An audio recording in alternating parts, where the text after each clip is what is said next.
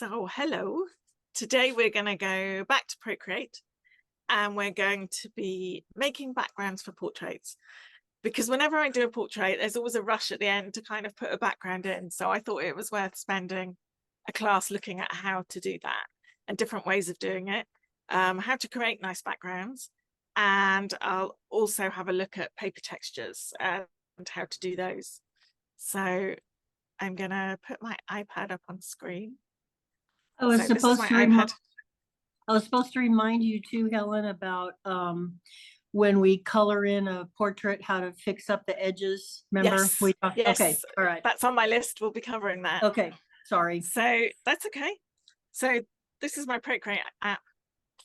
We're going to start with a whole new, let me just set the pointer so I can point on here, with a whole new canvas. So I've got this guy here who we're going to add a background to later. So I'll show you how to get the edges right when we do that. But we're going to start first of all up here with a new canvas. Doesn't matter what size, doesn't matter what shape. Yeah, I like this size, which is, it's what we call A4 in Europe. I don't know what that is in American terms. Yeah, I don't know. 8x5. Yeah, that sounds right. Yeah, it doesn't really matter for this anyway, because we're just making backgrounds. Right. So yeah. So first of all, I thought I'd go. I know I've done this briefly in another class, but first of all, I thought we'd look again at how to make paper textures and how to import paper textures. So we're going to start using the brushes that come with Procreate. So I'm just checking which ones it is. Is it sketching brushes? It's sketching brushes. So if you go to your sketching set, won't be in the same place on your iPad, because I organize my brushes in a particular way, but also I've got lots of other brushes. But in the sketching set, these brushes down at the bottom, the wider brushes, are really useful for creating paper texture. So I like the Bonobo chalk and I like the soft pastel. So I'm going to show you how to do both. So we'll start with this one with the soft pastel brush. And generally, if we're creating paper textures, you need a light color, but not white. So you need a light color because we're going to be putting this over portraits. So I usually go for, let's have a look, see what I can find in my sets here. Yeah. So I tend to go for something a bit like this. So like a pale sort of creamy color or a gray. I usually go for one or the other. You can use any color you like. And you can experiment with different colors and see what difference they make. But I'm going to start, I think, with this one here, which is sort of a pale pink. And then if you're creating paper textures, you need your brush on its biggest. So right at the top. You can lower the opacity, but you don't need to at this point. We can do that later. And then just sweep across it with your brush in huge, big strokes. Yeah. And then if you let go, so if you don't let go of your brush while you're drawing it, because if you do, what you get is a second layer that's heavier, darker than the first. So try and do it all in one go. And then you get this really nice paper texture, which if we go in, hopefully you can see over here. Yeah, I've gone over it a little bit in the middle, so there's not as much texture, but over here, there's a lot of texture. I'll just show you in a darker color so that you can, let me just open another layer and I'll show you how it works with a darker color. So I'll turn that one off. And if you just do it in one big sweep, then you get this really nice texture and you get areas of light and dark. You can go over it if you don't like the areas of light and dark, but the more you go over it, the more you'll lose the texture. I quite like it when it's different in different areas. So you get this really nice paper texture. And then I just save it as a photo. So you go up here to share, to the tool over here, and then you can just share it. I'll show you how to import them from photos and put them over pictures. Why would you import it and not just do it? I mean, because you might want, if you're going to save it as a paper texture, you might want to use it lots and lots of times. So okay. Yeah, Okay. I mean, yeah, if you're just going to do a portrait, you can just do it once. But Okay. I generally save them because if I like them, because I'm likely to use it. It just saves me having to create one next time. I've already got one. Sure. So Okay. yeah, so it's over here in the share, which we've And used you'd before. I and just you'd save it as a JPEG. and you'd start your drawing on that rather than doing it at the last, You right? can do it at the last as well. It doesn't matter. Okay. Doesn't matter when you add. I usually add the paper texture right at the end. Okay. You can start on it, but I add it usually right at the very last minute. And I have, so if I save that as an image, if I show you in my photos, I have an album of, so where it says, where are the albums? Here they are. I have a whole album of paper textures. So if I, there we are, textures and backgrounds. So I would save it, I'd move it into there. And then when I'm looking for textures and backgrounds, this is the first place I go to bring them in. So I'll show you how to bring them in now. We'll make some more paper textures, but I'm going to start by showing you how to bring one in. So I'm going to delete the one I've got. And maybe I'll go back and I'll use this. So I duplicated this photo to use today. So if you look at this photo, it's very flat. If I want to import a paper texture, I'll usually do it right at the end. So I'll add a layer. You don't actually need to add a layer because if you do import, it'll add it anyway. So then if you go up here to add and insert a photo, then when this comes up, I'll go down and look for my album of textures and backgrounds, which is down here somewhere. There it is. And then, so I'll import quite a dark one so that you can see. Maybe we'll go for that one. It's importing. Okay, so the first thing I'm going to do is turn it round so it covers the whole picture.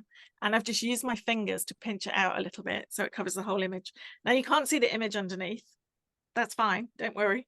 As long as your whole paper is covered, then you're going to go over here to the layer menu. And the first thing we're going to do is put that layer on multiply. And then you have a transparent paper texture on top. So this picture is now, I get rid of that. Go away. Don't know if you can see, but there's so much texture there. If it's too much, sorry, go on. If you, rather than put it on multiply, if you had moved that layer down below the face layer or whatever, would that have accomplished the same thing?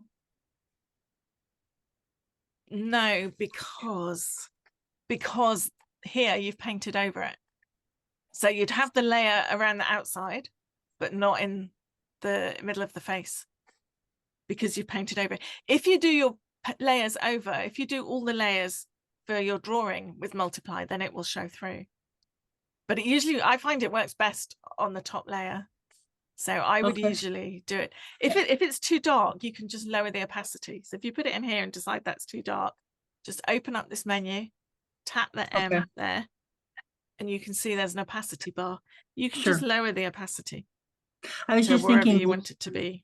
I was just thinking logically the moving the layer logically makes more sense than multiply. That's why I asked. It does, but these layers will cover up the texture.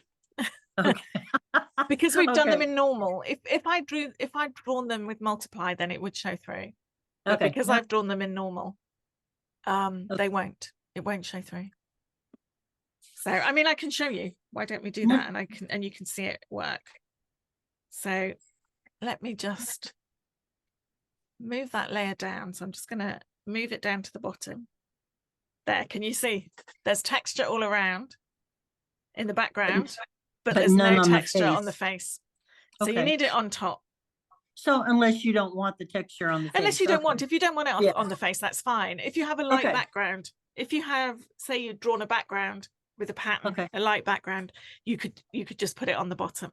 But if there's any areas on the face that are at all transparent, then it would show through. So if you use multiply, it would show through. I'm going to show you how to do that with backgrounds, where in fact you have to remove what's on the face, because otherwise you can see the background behind the face. So we'll do that in a little while. So that's... Helen, I've got a stupid question. For some reason, I'm trying to turn my image or the square around the page, and it won't turn. Have you got your screen locked? Oh. Do you know how to do that? You just you can't actually do it from inside Procreate, so you have to go outside Procreate and then just pull down on the screen over here, and this menu appears. And if that lock is on, then your screen is locked. Well, this thing isn't cooperating at all today. No, I can't get the little I got it. Okay, there's a lock. Yeah, so you need to undo the lock. So just tap on it. No. It'll be blue if it's locked. No, it's not. No, It wasn't it's on. not locked. Oh, No. I wonder why that's not doing it then. Hold on. Oh, sorry, I've just opened up the wrong thing. I haven't had this problem before. I just use I pinch with 2 fingers. Right. So I've got one finger here and the other finger here. Oh, 2 fingers. 2 fingers, and you can just move it around. It might be your gesture controls. So let's go look at those. So up here under the action menu, under preferences, you're going to need to open gesture controls, which is here. And then let me figure out which one. I think it's probably going to be general at the bottom. Yeah, it's going to be the general one. But I can't. Yeah, rotate with pinch and zoom. That needs to be turned on.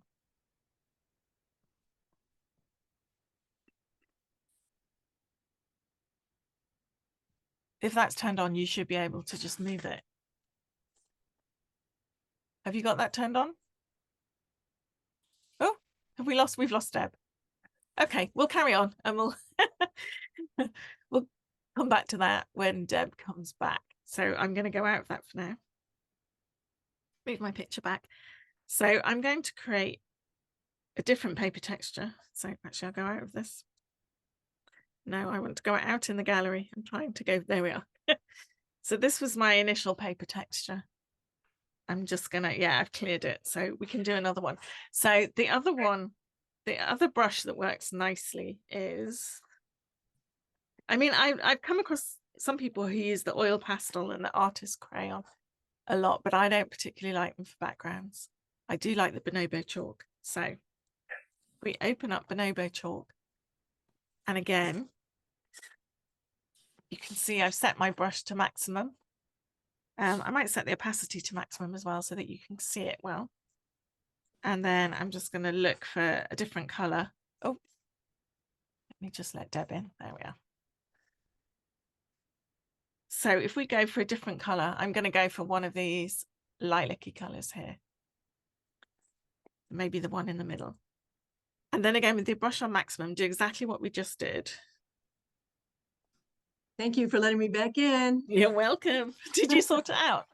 Well, I deleted what I was working on, and then I went before creating a new file. I went and turned my iPad to the way I wanted it, horizontal landscape. Okay. And then when I put a new thing in there, it was in the right position. So great. Right, but it still won't turn when I try to. You might not have seen me talk about. Let me just go back. So I went to the gesture controls. I think you might have dropped out at that point. You need this turned on. The rotate with pinch and zoom. Oh, that must be it. Gesture controls. Gesture controls, which are partway down the preferences menu. Sorry, I did that quickly. I can go back out. Let me show you. So we want this menu here, preferences. Yep, everything's turned off. Yeah, you need to turn it on then. Rotate you need to turn on, rotate with pinch and zoom. Got it. So now you'll be able to do it. It works. That should work. Yes, good. Oh, I have to turn my video back on. I have learned that when sometimes when I put my iPad on the edge of my laptop, and right on top of the keypad, it crashes my computer. Oh, it probably presses the buttons down. It must, it must be. Yeah, it must. Doing this. Sorry. Press your buttons and kill it. So anyway, so I used Bonobo chalk for this one. So this is a new canvas, and I've just very lightly with Bonobo chalk, I can do it again. Let me just undo it and I'll do it again. So I've got a sort of lilac color, and I've got my brush set to maximum and maximum opacity. You don't have to have maximum opacity, you can have it lower, and then just sweep across it, trying to cover the whole canvas in one go. I've slightly missed that corner. So if I was using this for a picture, I'd do it again.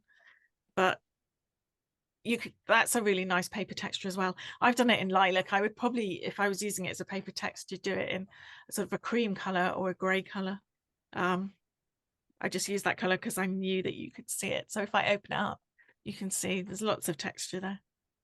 I don't know what I did with that brush. Yeah, I've got it. Yeah. So those are two brushes that you can use to create a texture. The other thing you can do is if you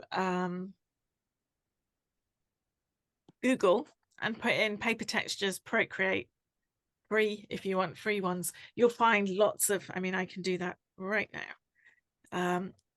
You'll find lots of free paper textures, and you can just download them to, just trying to get, where's my keyboard? There it is. Free paper textures. I wish there was a way you could search for brushes. You can just Google them.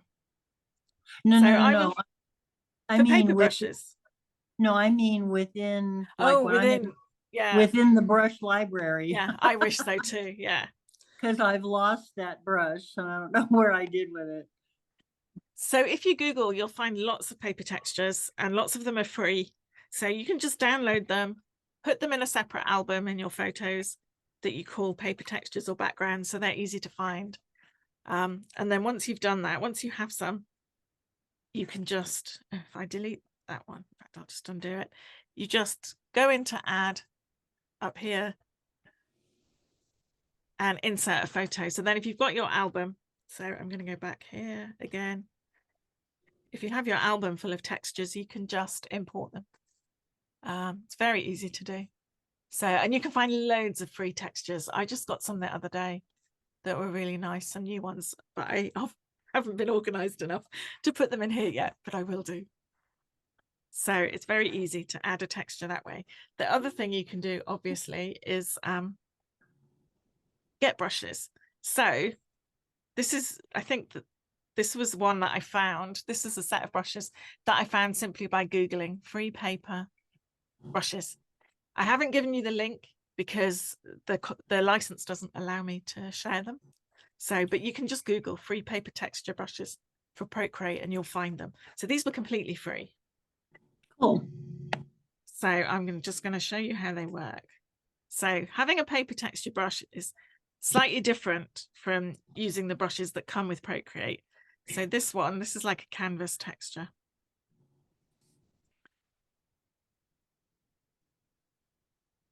So there you can just color the whole thing and you've got this canvas texture. Some of these, I think this one works just like a photo. Some paper texture brushes, if you buy them, then they're already set to multiply. So as soon as you put them in, you'll be able to see your image before, and you don't have to set it to multiply. But with these brushes, you do. So once it's in, if you're going to put it over a portrait, you'd then have to set it to multiply. But check the brushes that you buy, because some of them you don't have to do that. So You just do it on that layer that your texture is? Yeah. Okay. So this one's a recycled paper one. I might do them in a darker color so you can see the texture better. So this one is recycled paper. So you can see, let me make it bigger. You can see it's got little bits in it, little kind of bits of texture. I like that one. So yeah, so that's really nice. And then I'll clear that and I'll show you the other one. This one's cotton paper. And again, I'll do it in that dark color so that you can see it well. And these you found just Googling free textures? Just Googling free texture brushes for Procreate. Make sure you put in Procreate, because otherwise it'll give you lots of Photoshop brushes. So this one as well is really nice. Oh yeah. It's a really nice paper texture. Yeah. And they work really well over portraits. You can just use over anything really. You can try different colors and see what you like and what works for you. But they're very easy to use. I think I've shown you before that. So there's some that come with a watercolor set, and the set is called LG Dreamland. It costs about $20, so it's not a cheap set, but it comes with these. One. Yeah, it comes with these really great paper textures, and these again are brushes. And So what is this now? Which one is this? I'm sorry. It's not one that comes with Procreate. It's one that I bought. So it comes with this. It comes with this set. It's called, they're Lisa Glantz they're made by, which is why it's LG, a Dreamland set. Oh, LG Dreamland. Okay. Yeah. So the set is a watercolor set, but it comes with lovely paper. So it's a really nice set. So it's got nice watercolor, has some layering, some highlighters, all kinds of textures, but I especially like the paper ones, which I use quite a lot. So if you look, it's a really strong paper texture. Yeah. Yeah, look at the texture on that. Wow. Yeah. It's great.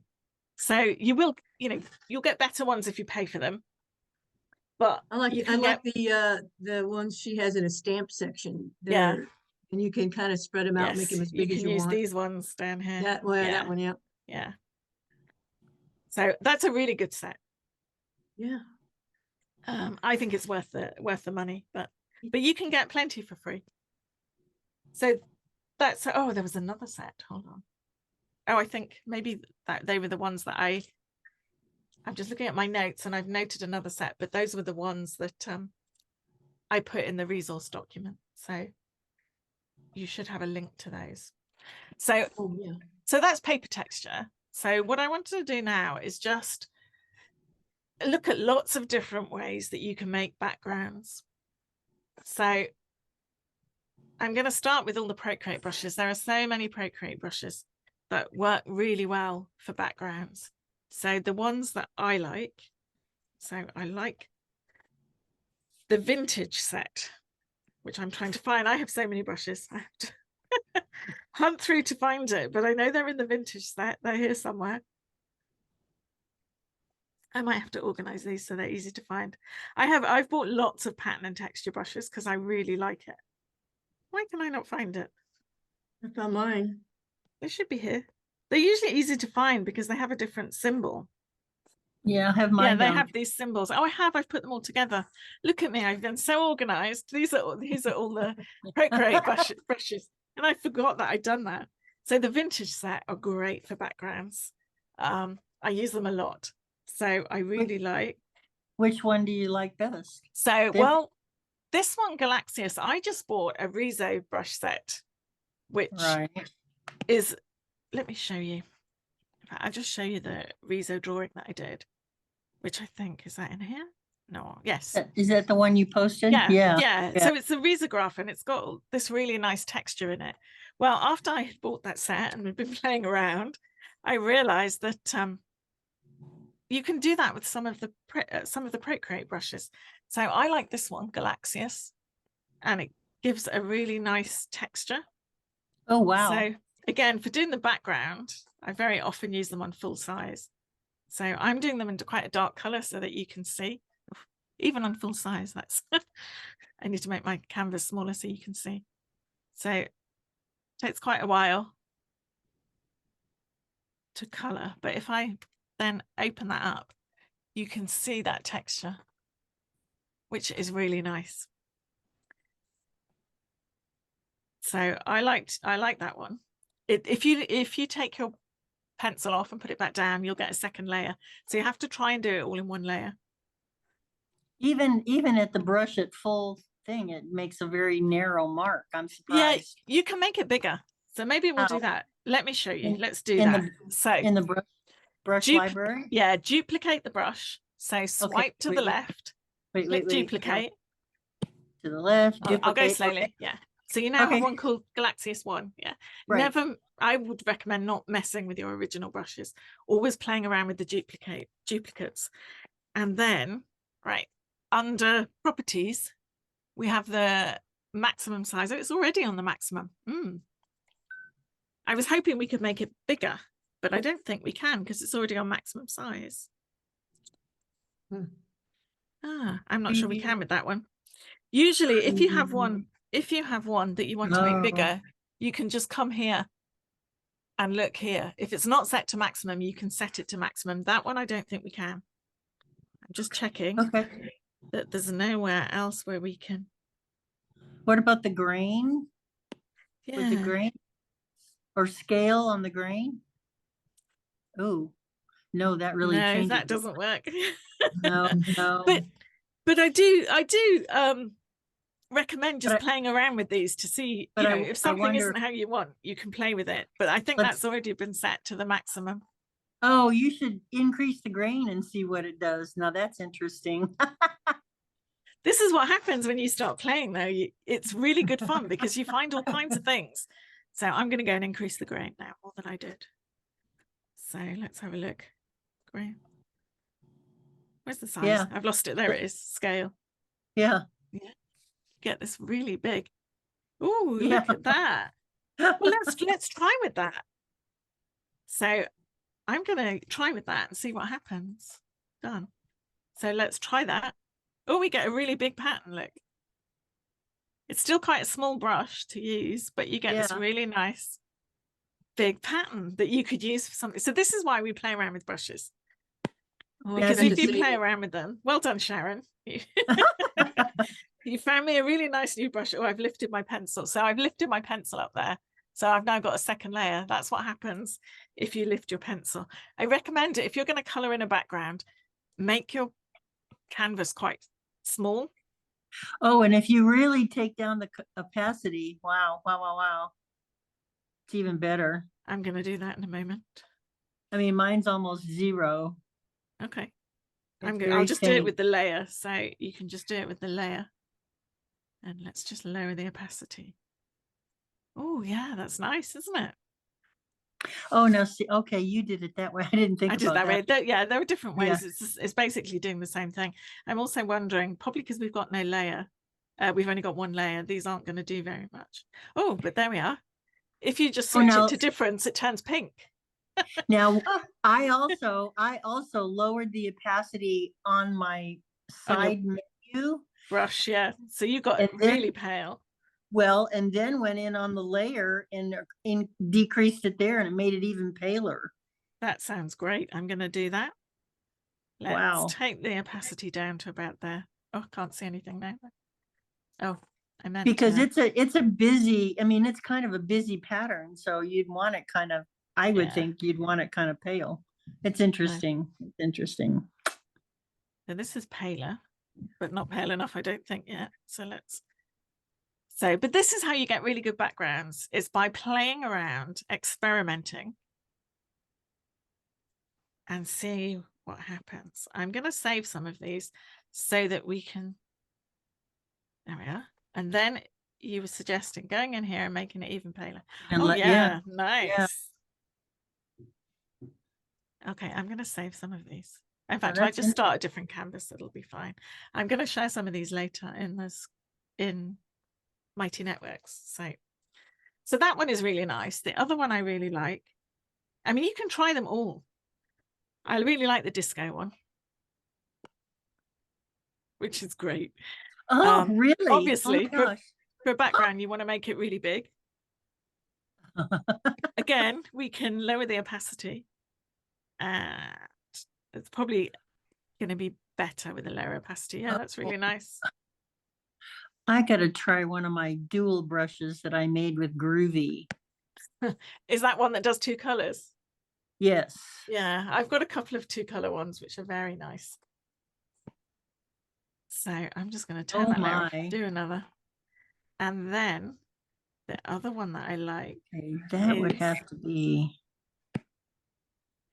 duplicate. And I'm going. So I've got the flower one as well. Maximum. So this is the flowers. Oh, I like that one. Yeah. And they go bigger and smaller as you draw with them. And again, you could probably, you can make that very pale if you wanted to. Yeah, and it moves all over the place. Yeah, it's a really nice brush. So those are the vintage ones that I like. There are others you can you know, play around with whatever seems right. But I'm going to open up a different one. So that's the vintage set. There's also the textures set. Yeah, I wondered about those. Yeah, the textures is great. Oh, look at Dove Lake. I wonder what that will do. Yeah, the tessellated one again is a lot like risograph brushes. So if you want something that's a bit like risograph brushes, then oh, look at Dove Lake. That's cool. I'm gonna have a look. I'm gonna do the. Oh, I've got it on cubes. I didn't realize I had it on cubes. But yeah, another cool background. Let me go find Dove Lake. There. Turn that one off. So I'm just doing these all in the same document. So I'm just doing each one on a new layer and just turning off the layers below. Because that can be, I'll show you, I've got another one, which I think is, maybe it's not on here. Might be on my other iPad. But I like to, when I'm doing lots of textures, I like to save them all. No, that's the one we've just done, isn't it? I don't think it's on this iPad. I think it's on the other one. But I like to save them all in one document, so it's easy then to look at the document.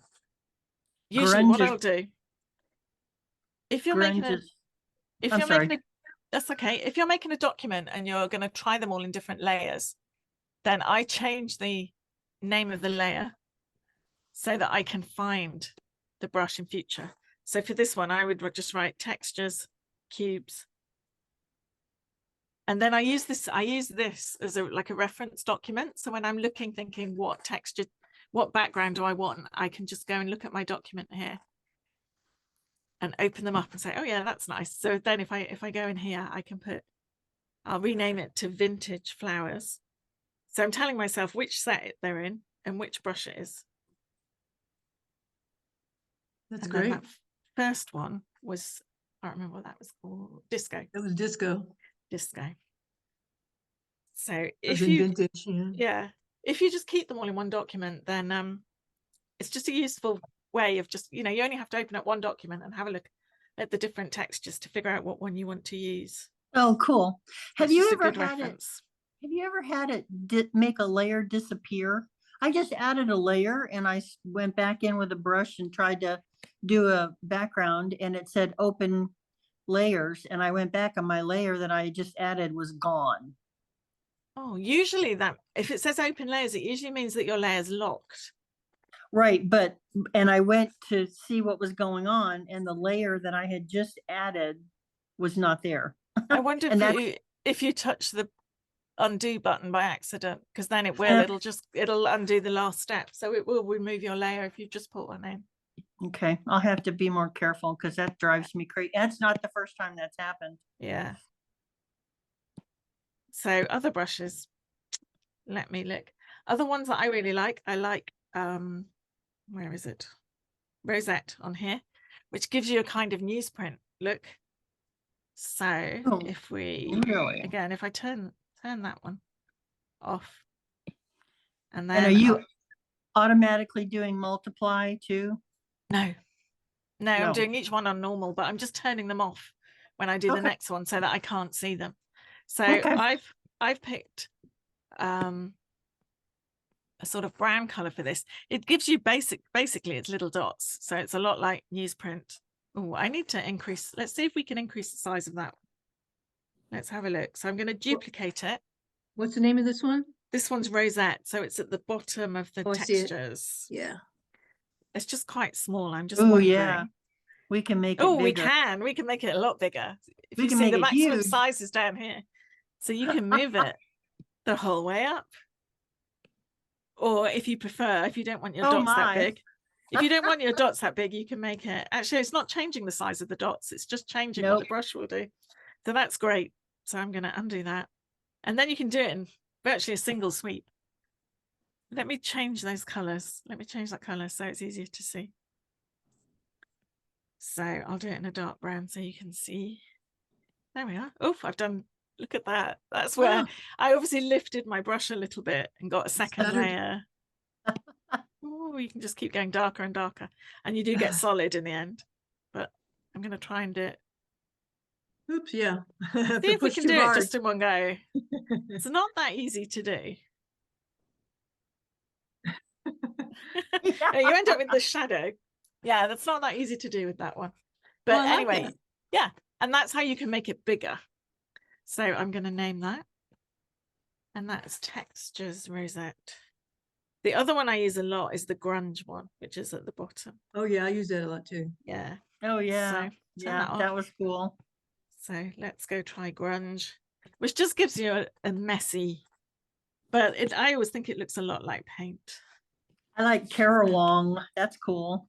Oh, I'm going to make this one bigger as well. I don't know why I've never made these bigger before, but now we're in class and doing it.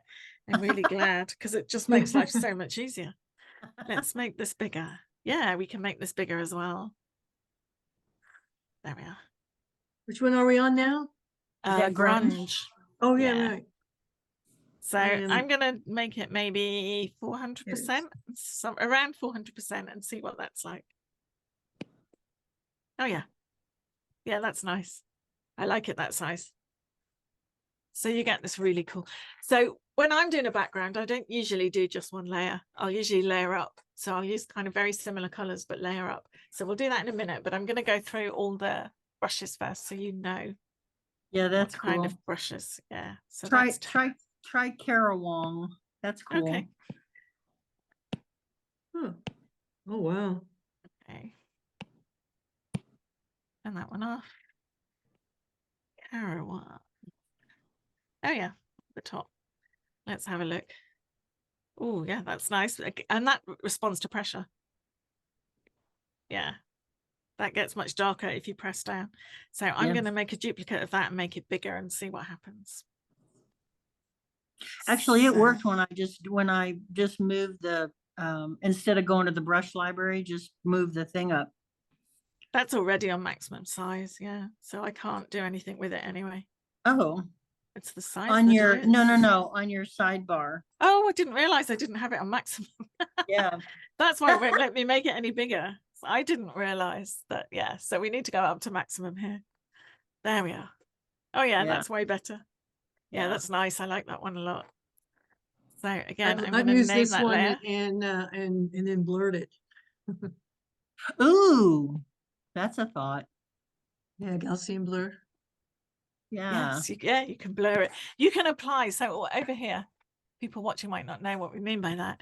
If you tap on that magic wand, these are all effects that you'll apply to the layer. So if you click the Gaussian blur, yeah. And then move your pencil that way across the canvas, this number will increase and it will blur. Yeah, that's really nice. See? Yeah. That's cool. That's really so nice. Cool. Yeah. So you can create a blur and you can control the blur. So I forget about that. I forget about that. If you see the blue line at the top, that's responding to me moving my pencil across. So you can get a really good gradient as well. If you just want a gradient of color and nothing else, then this is a good way of doing it. So you can go all the way back to almost no blur. There we are. So it's fun, isn't it, when you start doing this? So the other ones I wanted to show you. So elements. I don't know if you've ever used the elements, but I have, I think. The elements, the water is nice. The driven snow is nice, but the one I use the most is clouds.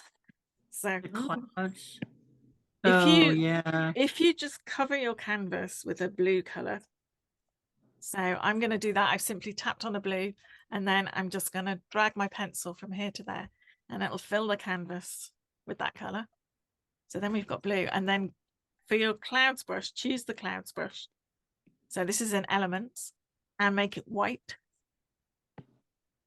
So the easy way to make it white is just to tap at the bottom here on the square and go in the top corner. That's just the quickest way.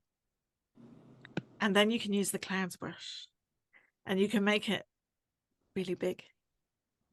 Oh yeah. And you get, I've often used that in the back of background of portraits.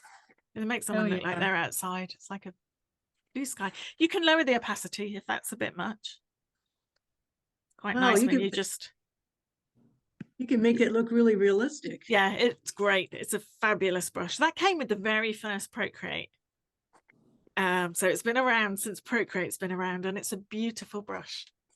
And definitely use it because it's great. So obviously you don't have to use these colors, but I was just showing you how natural it looks. So that's elements. And then blur it a little. Cloud. So Wow, yeah, you can blur that's it cool. and you can do wonderful things with that. I like the hard rain as well. So let me just pull up hard rain. Hard rain is kind of, I quite like that for surface texture. So if I go for a darker blue, you get this really nice kind of,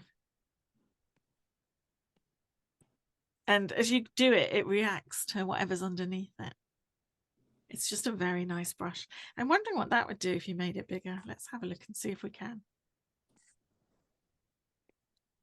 We may not be able to, but let's have a look. So just to recap, to make it bigger, open the brush by tapping on it. Go to properties here. Yeah, we can make it bigger. It's not a maximum size. If it's a maximum size, you can't make it bigger, but you can make it bigger. You can also just make brushes more opaque. So for a lot of the time, you're using something a lot of the time and it needs to be, you're always having to keep lowering and lowering the opacity. Just make a new one with lower opacity. So you can go here and lower it. Yeah. But I'm just going to make this bigger. Let's see how that is. So I'm going to undo that. Yeah, I like it bigger. So What do you have again, it on? I've got it on about 760. Okay. So I've just increased the size, 768%. And you can see here, this window shows you how it's changing as you do that. Yep. So yeah, that's nice. I like that one. You can make the direction go differently if you just kind of tap and smear a little bit. Yeah, and you can alter that as well. Hold on, I'll show you how to. You can alter that in the properties as well. Hard rain 1. So it's the adjusted one that I've just done. If we go back to that brush, you can usually, I'm trying to remember where it is. Oh, motion filtering. So you can change the way it works with motion filtering. I think it's the motion filtering. Let's just try it and see. If you want it always to be going in the same direction. Yeah, it's not moving around as much. So yeah, I'm not sure. I'll have to play with that one. I'll play with it and I'll when I figured out how to do that, I will let you know. I was just kind of like stamping in different directions and you know tap smear and that's pretty interesting. Yeah. Have you ever tried? Have you ever gone into the organic one and tried spires? That's pretty cool. Yes, that's nice. I was just going to move on to the organic one now because I like rainforest. I like rainforest and swordgrass are the two I like. I have used spire. Snow gum is nice too. Swordgrass. Rainforest is a bit like clouds. So if we do rainforest, I think it's really nice. Maybe it should be green. And maybe if I lower the opacity a bit, you'll be able to see what comes underneath it. It's kind of like you kind of get these sort of tree shapes. It's even nicer if you just stamp with it. So literally just put your pencil on the screen and lift it off. Cool. And then you get these really nice effect. The other one I like is Which one was that you're doing? That was rainforest. Oh, okay. Which is in organic. I was doing something else. The other one I like is swordgrass. Yeah, that's the one I was doing. Yeah, I've actually really used nice. this to make foliage. Oh my gosh. Yeah, swordgrass is great. Again, if you make it bigger, you get this really lovely grassy effect. Yeah, I'm just kind of stamping it till it becomes a jungle. Yeah. Yeah, that's the other thing. Do it in different ways. It also changes the color each layer when you use this, which is nice. I'm also wondering if we play with the menu. Oh, it just disappears if you use color burn. But sometimes things happen. Oh, there. Oh, that's nice. That's with hard light. Wow. Disappeared with, came back with linear light. That's nice too. I like the brown one. Psychedelic on the green one, or the blue one, I mean. And very black. So I really like it with that. So I'm going to save it as that one. So that's linear light. It kind of looks icy. I have to rename it and add everything that I used. So I did organic, rainforest, linear light. Oh, I can just put LI in. Maybe not. LL it is. Okay. L, and hope that I remember that next time. You could actually type it on the page there. Yeah. So the other thing, the other one I wanted to show you was in the water set. So there's a lovely water set here. The mad splashes is great. So we just make it mad splashes. I mean, if it's big, they're huge. Oh my gosh. That's if you have it on maximum, but you can lower it and make it smaller. So you can then have smaller ones. And they kind of rotate as you do it. So they're not all facing the same way. And then you could get a different color. Let's choose a lighter color and go over it again. Yeah. That's a great idea. So nice. Oh, so, yeah. Now I've got pink on maroon. Yeah. Mad Splashes is great. My favorite, though, let me just rename that one. So that's Water Mad Splashes. There are lots of other water ones, which are really nice. And also, if you're looking for, if you want a particular kind of texture and you can't find it, again, just Google for it. I found a wood texture by doing that. I wanted a specific wood texture. The one that comes with Procreate wasn't what I wanted. So I just Googled for free wood brushes and I found a great one. So always if there's something you really want, and it's always worth looking to see if you can find it for free or buy it for not very much. I mean, I do believe that good brushes are worth paying for. So the other one, these are my favorites. I'm going to show you the luminance ones, which I absolutely love. So to use those, I usually start with a dark background. So I'm going to go and just, again, drag. So I've chosen a dark blue and I'm just going to drag over because the light, to see the light well, you need it on top of a dark background. So then for the light brush, I'm just going to go find a yellow of some kind. Doesn't really matter what kind. And then go to the light brushes. Which brush are we on? So we're looking at the luminance brushes. We haven't used any yet. So I'm just going to open up the luminance set. So my favorite is this one, the bokeh lights, which I love. So I've got it on a yellow. I'm going to lower the opacity because I don't want it to be really hard. And then you just get these lovely, lovely lights. And then you can make it a bit bigger and have some bigger ones on top. And this is something I use a lot in backgrounds because I love it. So it's so nice. That's probably my favorite brush of all the brushes. So that's and it varies the color. Lights. Yep. Yeah, I think the color responds to whatever's underneath. I'm not quite sure how it works. So I've done that. So the other one, if I turn that one off, again, I'm going to go for just a dark blue to start with. And then a yellow for the light. I mean, you can use any colors. I'm just using these because I know they'll show up well. So the nebula is really nice. And I'll often use these together. So the nebula just gives you, it's like looking through a telescope. But then on top of that, I might use light leak, which again is in that menu. And that just gives you these kinds of, you can have little dots of light. And then on top of that, you could use glimmer, which is very sparkly. So make it big, you can make it smaller. I like it really big. And again, you could lower the opacity on that. Let me go back and do that with less opacity. So I've just gone over here and moved this down a bit, so it's not quite so bright. And then also you can add the bokeh lights to it. So go back to the bokeh lights here. I mean, I like all the light brushes. They're all lovely, but you just get something really nice when you put them all together. Flare as well, I'll quite often use in the middle of a, so if I've used the nebula, I'll sometimes put flare in the middle of it. And then you just get this really lovely sparkle.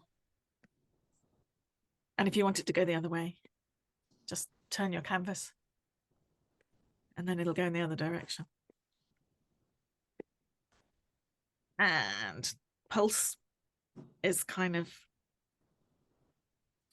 you get like a whole, it's like a whole line of flares. So those brushes I really recommend. Sorry, Deb, you were going to ask. I did something with a cat in a spaceship, and I used a whole lot of these things to add stuff to the background. Yeah. And I used that pulse as you know, coming out the back end of the spaceship as if it were, you know, the exhaust. They're great. They're really good. And actually, I've downloaded other light ones and I don't think they're as good. I go back to the Procreate ones. I think the Procreate ones are probably the best light brushes around. So I sometimes get sucked in and then buy others and they're not as good. The last one for the Procreate ones was in industrial. So here under industrial, there's some really nice textures. Yeah. Huh. So the one I use the most is heavy metal, which I use a lot as a background. So what I'll often do if I'm doing a background for a portrait, I might do it in quite, hold on, I meant to fill that. So make it a dark color by filling it, but then use something like heavy metal on top in a much lighter color. So let's try cream and see how that looks. So it just gives you this, and it responds to pressure. So where it's going very lightly, I'm barely touching my brush on the canvas, and then where I want it to be darker or more obvious, yeah, I'm pressing more. So you can make it. It's very easy to use. And again, I'm guessing that I've never tried Gaussian blur on it, but let's try it. I'm guessing that if we use Gaussian blur, yeah, again, you get like a gradient if you do it that much, but you get a kind of nice fuzzy. It's like looking at an old photograph. Yeah, that's cool. Yeah, that's cool. Yeah. So these are all things you can play with to get different kinds of backgrounds. I'm going to show you how to use symmetry, and then we'll have a look at how to add a background to a portrait. So I'm going to go back to an empty canvas. So we've looked at the drawing guide before, but not. So I'm going to go to canvas here. We've used the drawing guide when we were using a grid to draw from, but you can use it in all kinds of other ways as well. So turn it on and then tap on edit drawing guide. And what you get is this screen. Up here, this is the color. So you could change the color of your lines. But what I find really helpful, there's a perspective. So I don't do urban sketching, but if you did, you can just tap to create your vanishing points. And it will then give you, let me make that really dark so you can see it clearly. So there, it's giving me lines so that you can draw the perspective. You can draw as many, so you can have 2-point perspective, 3-point perspective. You can add different ones and it will give you perspective lines. And you can leave those on your canvas if you save it as a photo or print it, the lines won't show up. They're just there to help you. So that's really handy. You can make them thicker as well down here if you need to. I don't use those, but maybe I will one day.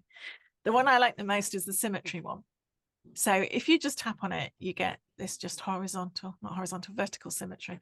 But if you click on options, I really like the radial one The quadrant is pretty good as well, but I like the radial one. And then we'll look at the difference if you have rotational symmetry on or off, but let's leave it off for now. So if you have the radial and then press done, tap done, you then get this screen with symmetry. And you can then pick up your texture brushes. So let's say, I don't know, let's try the corrugated iron one, which looks like it's kind of lined, so we'll be able to see easier. Where is that one? So these are we're back in industrial again. Sorry. Yeah, it's okay. No, thank you for stopping me and making me say.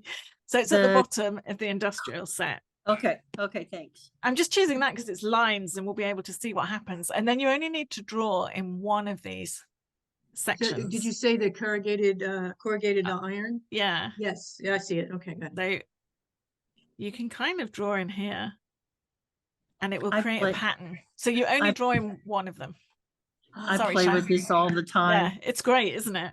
Yeah. It's really nice if you like mandalas or mandalas. I don't know how you pronounce that, but it's really nice for creating them. Yeah. Yep. It's a lot of fun. So I'm going to pick up a different brush. Maybe we'll go to one of the, I don't know. Yeah, let's try one of these. So I've gone to the organic ones and we'll try swordgrass, which I like so much. So then you can just do a little line. Oh, that was a bit much. I wasn't expecting that. I'm going to make it smaller. What's funny is I've never done it with the brushes. I always just get on there with the monoline or studio pen or something. No, play with your textures. Look, I've made little palm trees. Or they look like little palm trees. Oh, wow. So, yeah. I had it up too high. So I'm going to go back and switch off the rotational. So if we go back into this menu again, back into options down here and switch on the rotational symmetry, it does something different. So I'm going to turn that one off. Let's add another one. Oh, why is that not working? Hold on. I've obviously set something wrong. I haven't got it on for this layer. Yes, I have. Assisted drawing. Oh, yeah. Yeah. I played with this the other night. So it makes a difference whether you have rotational symmetry on or not. So if you're not getting what you want, go back and play with it and change it. But it does such interesting things. So I've got snow gum now and do that on top. So you can create really nice backgrounds. So if you want a pattern, quite often, sometimes if I'm doing a portrait and there's patterned wallpaper in the background, I'll come and use this to create patterned wallpaper. I usually, if I'm doing wallpaper, I'd probably use the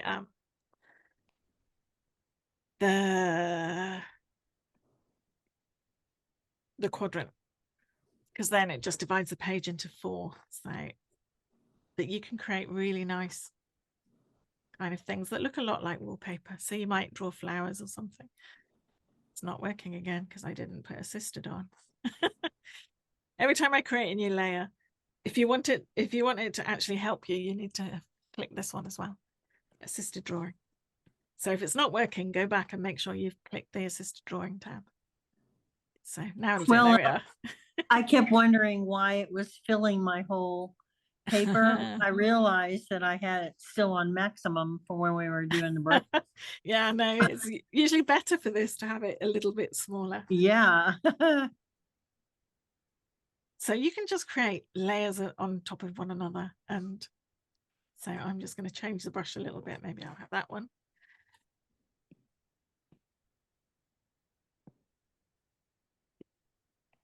So it's very nice. So those are other good ways of creating really nice backgrounds. And I especially like the symmetry and then the radial or quadrant.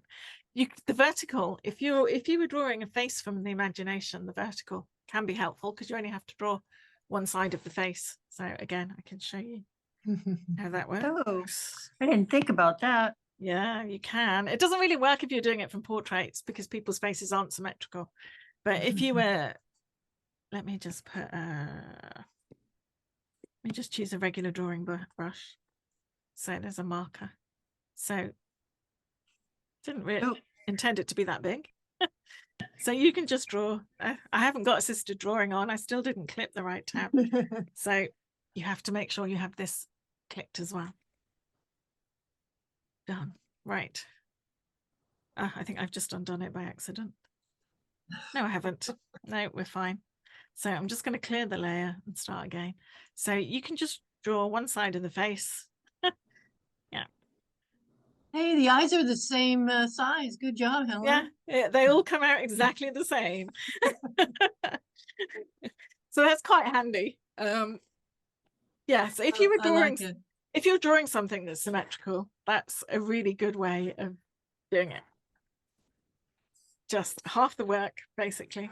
I did a portrait which was a reflection in a mirror, and I used it for that because it was a reflection in the mirror, so it should have been exactly the same. It actually wasn't completely, so I had to adjust it a bit, because obviously when people take photos, they're not usually in a position to create perfect symmetry, but it was fun. So I'm now going to, now we're going to have a look at how to put these different backgrounds into photos. So if there's a background you know you want to use, so let's say I've decided I want to use this background. So I'm just going to turn the assisted drawing off because I don't want it now.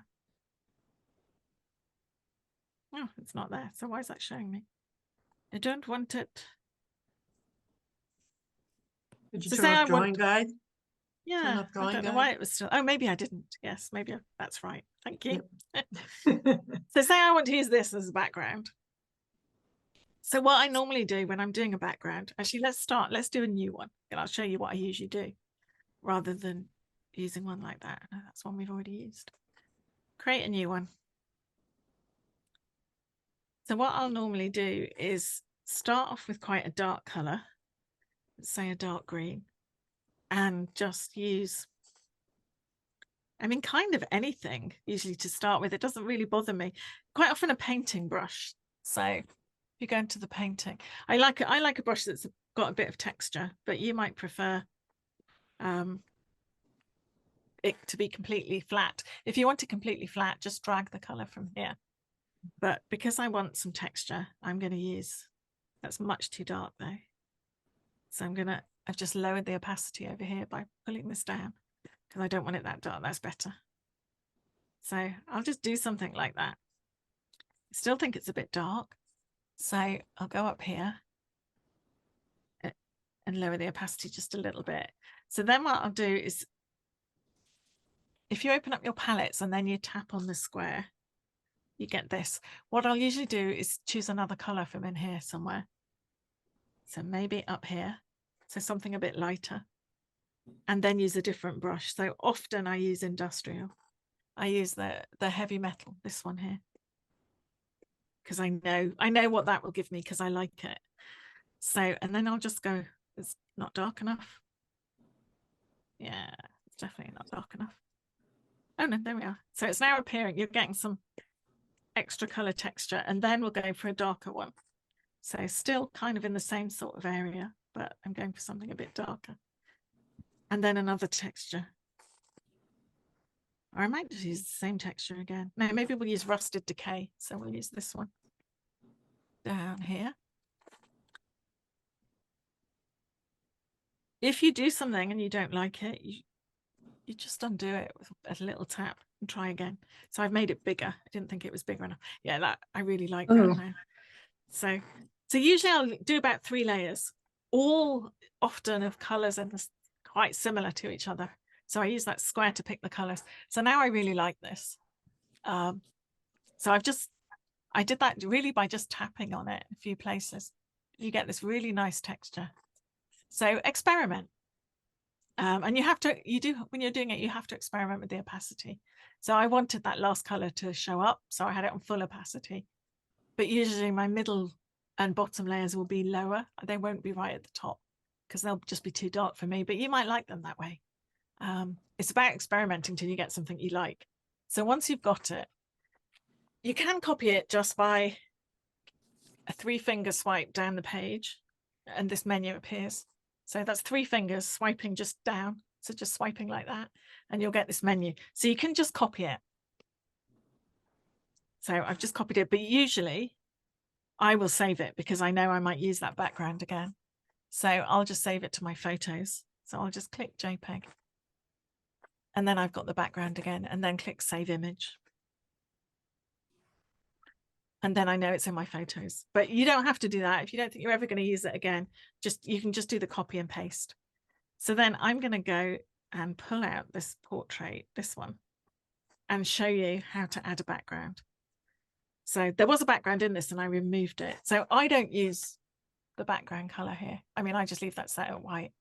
The reason I don't use it is because I think it's a very digital color and the edges look very digital. So I will always add my own layer. That's the paper texture that we did earlier. So I'm gonna turn that off for now and move it to the top. If it will move, it's being temperamental. Doesn't want to move. This happens to me sometimes. There we are. You have to get it to move. You have to push on it or press it tap it until it pops out of the box, and then you can move it. But sometimes it takes me 2 or 3 goes. So me too.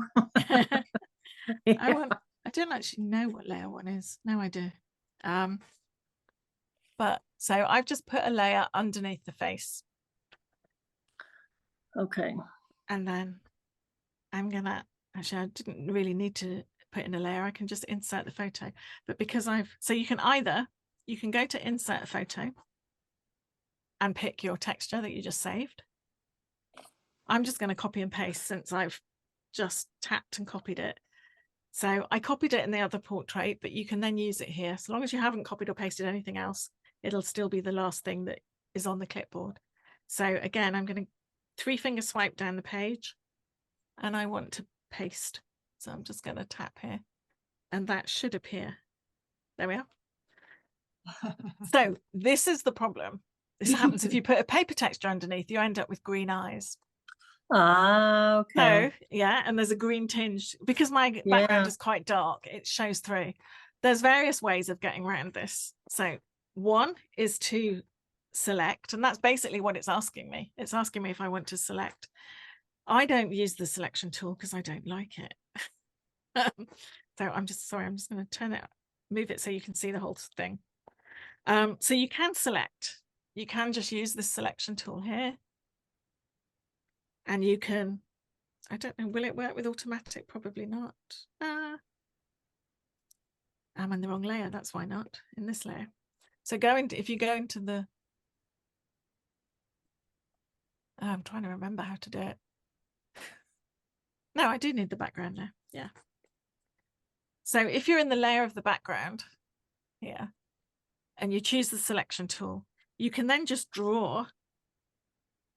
If you go to freehand, there is a way of doing it automatically, but I never get it. It never works very well for me. So I would usually just draw. So I'll lower the opacity so I can see my drawing. So if you lower the opacity to about half, you can see your drawing very well. And then you just tap on the selection tool, choose freehand down here, and then you can just draw around and you'll see you get this line, this dotted line. So you can just go around the whole image. I'm not going to do that, but once you've gone around the whole image, you can then select it and you can cut it. You can basically cut the green that's behind his head out. I don't use that method for the same reason that can you do it on one eye? Can you do it on one yes. eye? Oh yeah. Yes, you could take it out of the eyes, but I want my background to be darker than this, so his eyes would be, but yes, you can just select. I can do that very easily. So you can just select here, go around. That's my bit, yeah, and then just remove. Oh, I've done it wrong. See, this is why I don't like doing this, because I always forget what I'm supposed to do or how to do it. Yeah, I can't remember. Anyway, I don't use that. So there's two. What I used to do was add a layer above here. So just add in a layer. Turn off the face for now. So just tap that button to turn off the face. Keep your drawing. And then I used to paint it with white. So just choose white, the square. Choose a big fat brush, usually the marker, which is in, not sketching, drawing. Yeah, no. Where's the marker? Airbrush, maybe? Oh yeah, you could airbrush. Yep, you can use airbrush. Let's use an airbrush. Yeah, that would be quick. Yeah, and then make it big. So, not that big though. And yeah, obviously go a bit slower at the edges, but you can just paint it.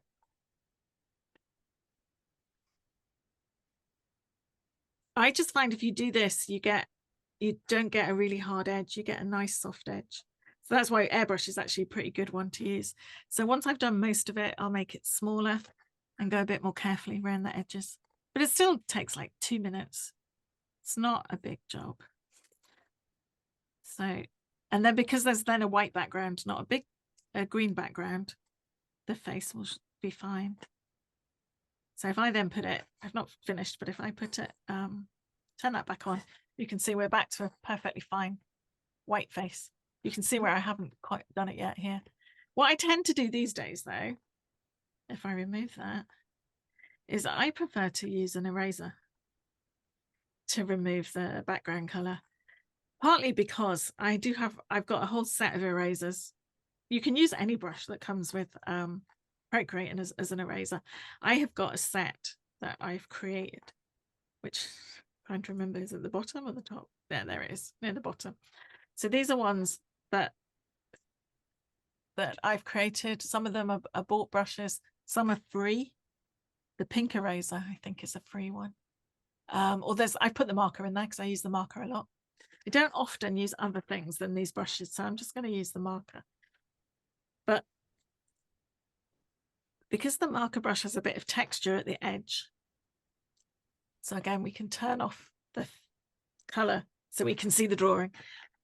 Again, you can make the marker really big. The marker has a bit of texture at the edge. You can see it really well there. You see this slightly. So you don't get that very digital edge. You get a nice textured edge with it.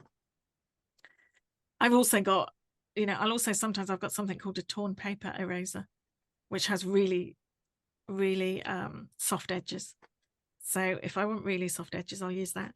But this takes 2 minutes. And I just think you get so much better result than I've just gone over the edge there. Done it again. So I haven't got my brush small enough. So when I do the edges, I make the brush really small so that I can be quite precise.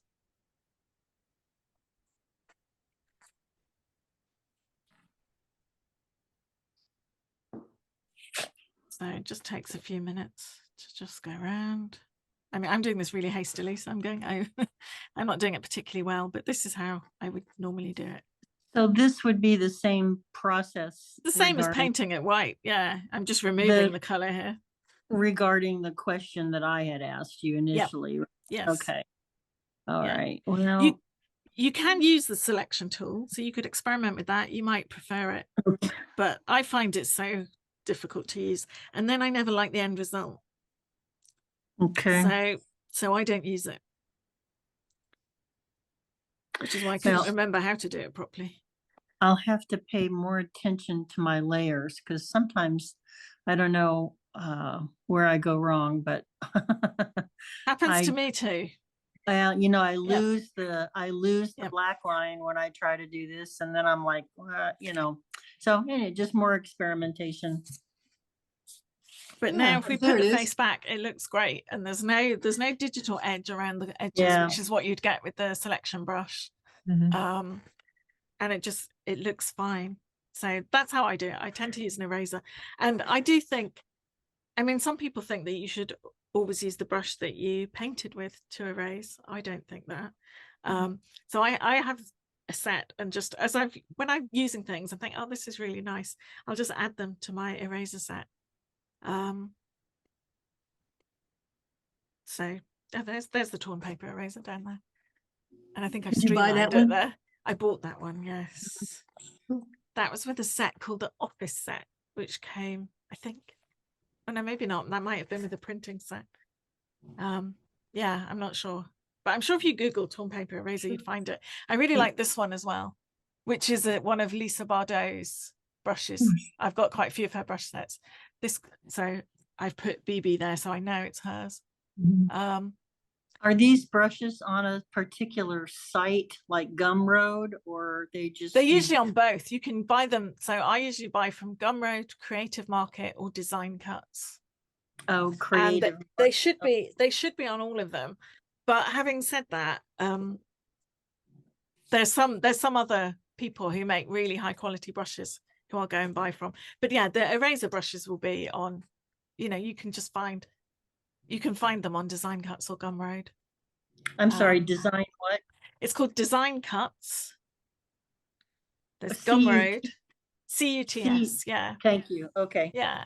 Then Gumroad and Creative Market.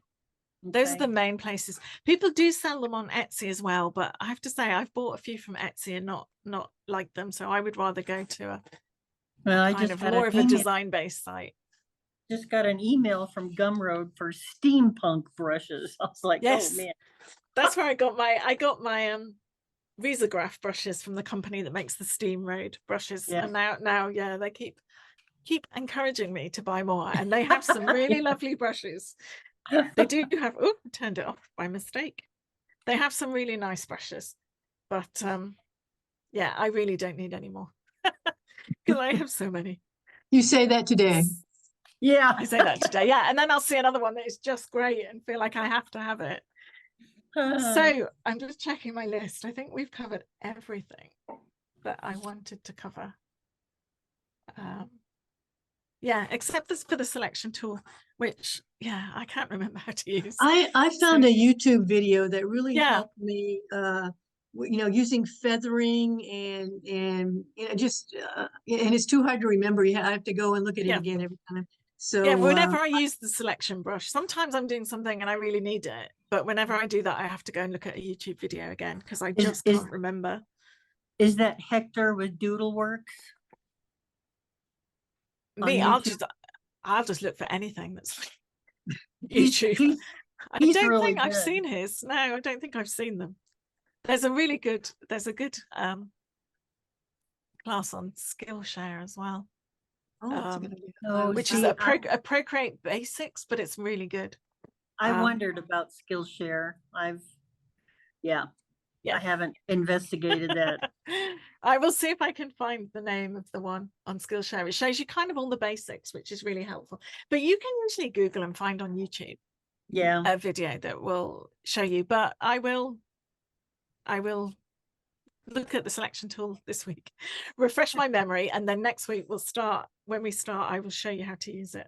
So I'll make a note to myself to use it again. I went through a stage of using it a lot, and I was quite proficient with it then, and then I stopped using it and haven't used it for a very long time. But I will refresh my memory and I'll show you next week how to use that. So next your method that you've shown here is straightforward and it's simple. And it's great. It works great. But I have used I'm just thinking, I've used the selection tool. Sometimes the one thing I will use it for. So I'm on the layer here where his face is. So this is a simple thing that I know to do with the selection tool. So if you then choose the selection tool and choose freehand, say you've done a drawing and the eye is in the wrong place, but the shape is perfect, so you don't want to redraw it. So this can happen. You can do a drawing and you think that eye is perfect, but then you realize that it's too high or too low. So if you choose freehand and just draw around it like that, so you've got a little circle, then just click move. Click that arrow there. You can move it. I'm making it bigger by accident. I didn't intend to do that, but you can move it around. Oh, it's not letting me now. Come on, let me move. It's quite hard with the little things to get them to move sometimes. Sometimes I go to my finger instead. Yeah. Yes, it's being temperamental. Oh, there we are. I've done it above. I tapped my pencil above it and then it moved. Yeah. So you can move it. Obviously, if I want to move the drawing as well, you have to merge the layers together so it moves everything, which I haven't done. But you can turn it around. You make a cyclops. Yeah. You can do, and it tells you if you tap on that little go away. If you tap on the little green button at the top here, it will tell you the rotation. So if you just want to get it back, just put in 0 and it'll take it back to where it was. And then I'll just move him back. So I will still use it to move some features around sometimes. If I see that I've drawn them wrong, and it's going to be quite easy to move it around. Once you've done that, you do have to do a little bit of work, just, you know, painting the colors together, smudging a bit around the edges, so that it all fits together again properly. If I expand this, you can see that there's this line, but I just smudge that out, or go over it again with a different color. So it's very useful for moving bits around if you've got them in the wrong place. That's really the only thing I use it for. So, but I'll make sure I can show you how to remove the remove the face from the background. The other thing I've just thought that I should also show you just before we finish, here, if you go on the layer and you create a layer above it, you can turn that. If you just tap on the layer, this menu will appear. You can turn that into a clipping mask. So here, so just tap on clipping mask, and then you can add something just to the background. So say you've finished and you've done the background and you think, oh, but I really need, I don't know, something else in the background. Now you can just, if you make a clipping mask, then whatever you draw in the background won't appear anywhere else, because we've already removed the background from the face. So let me show. So I decided, I don't know, I just want to change the color completely. Why is that not appearing? Am I in the wrong place? Oh, maybe because it's the same color. Yeah. Let me choose a different color. And there we are. Yeah, it was the same color. So if you do that, once you've cut out the face, then you can make clipping masks and you can just add stuff to the background. That's so cool. I tell you, I still need to work on understanding the differences with clipping mask and alpha lock. It drives me crazy. Yeah, I don't like alpha lock very much.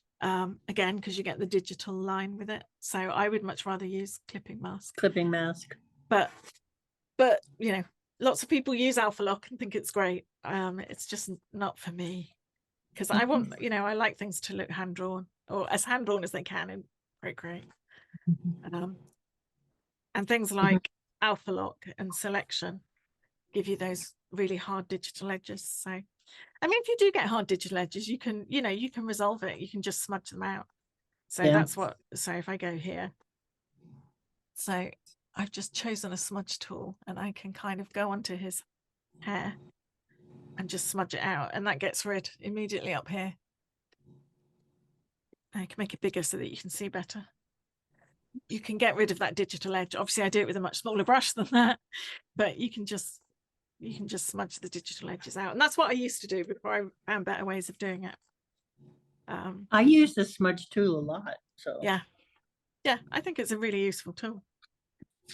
Right, I think we have covered everything there. Cool. So next week we'll do a portrait, and if you save one of your backgrounds, we'll import your background and use that in the portrait that we do. So the other thing I was going to mention, and I didn't, was, let me make a new one while we have a few minutes left. And I do have another question when you're done there. Sure. You can also, if you like patterned backgrounds and you want to use them a lot, you can buy some really nice ones. So I have got lots here. Like, I was just going to show you some of them. Yeah, so this one. This is Gal Shear is the guy who made these. And some of these backgrounds are just fabulous. This is one of my favorites, the Arcs one. Yeah. Oh wow. Oh, it's really nice. So you can buy, there's hundreds of these. You can, you know, go and look, and if there's ones you like, but yeah, so bricks. Let me just remove that one. I really like his particularly. That. Cool. Who's this guy? He's called Gal Shear, G-A-L. It's his first name, and then his last name is S-H-I-R. So I have all these ones as well, like all these textures, different kinds. This is Texture Town, but those are all mostly, those are like dot textures. And there's lots of comic sets that do these kinds of comic textures. But this one is a sample. I don't know from who, but I think they're quite small. But you can, you know, you can find some really nice ones. So have a look. Don't buy the first ones you see. Here's the wood. These are the free wood and plaster brushes that I bought. You know, I said to you I had bought some for free, and I just Googled for wood texture. Oh, need to make it bigger. Oh, wow. And it's great. I just Googled and I came across those, and those are free. So if you just Google free wood Procreate brush, you'll find it. Yeah, more. I've got so many of these patterns. So yeah, you can go find them, and they're not hard to find. There's lots and lots, especially on Creative Market and Gumroad. Yeah, you'll find lots of them. So have fun. And next week we'll do a portrait with a background in it. Let me just come. Okay. Oh, let me put myself back on the screen. Yep. Quick question. Yes. When okay, I did a background, and I put it on my Alanya, but she was on my photos, and I imported her. Is there a way to take her portrait that's in Procreate and add it to a new screen, to a new canvas? Yes. Yeah. Okay. Just use the copy and paste that we did before. So let me show you. You'll have to merge everything down. So say I was doing this one. If you wanted, so let me merge down. So that means you have to unlock the layers. So, oh, sorry, I've just realized I'm not on Procreate. There we go. So you have to unlock the layers. So some of my layers were locked. So I'm just going to unlock them all. And then you'd have to merge down so let's say we don't want the background that I've done. So I'll turn that one off. And then if you just merge down, so you tap on the menu, tap on the layer to open this menu, and then choose merge down. Merge down, because I want to take all of this. Oh, no, I didn't want that. I've gone too far. Okay, so now if I turn these others off, you'll see what I've got there. So basically, I've just got I've got his portrait. Okay. So if you just sweep down with 3 fingers, sweep down on your screen like that. Okay. You'll get the copy and paste. Just choose copy. So tap copy. And now if you go out, let's say we wanted to put him on top of one of my backgrounds. Let's say I wanted to put him on top of here. I can just go into here, and I'll open a new layer. Sweep down again, 3 fingers. So the menu appears, paste, and there he is. Okay. Yeah, so it's getting to grips with that copy and paste. You could move each layer one by one. So you could copy each layer and move it, but it's quicker if you just merge the layers together. So that's why I merged down. Or just save the finished thing as a JPEG. Sounds like. I thought maybe. But the thing, if you save it as a JPEG and there's a background on it, you'll have to, and you wanted to put it in a new document, a new canvas without the background, you'd have to erase the whole background. So if you did it this way, if you just copied and pasted and didn't include the background, then you wouldn't have to do that. Okay. Yeah. Okay. Thank you. You're welcome. Right. Awesome class. Thank you, Helen. Yeah, great class. Have fun making some backgrounds, and then next week we'll have fun putting them behind. We'll both have a ton new brushes by next week. Yeah, probably. I'm gonna post them all on Mighty Networks. Yeah. All right. Thank you. Okay, I'll see you next week. Bye. Bye. Bye-bye.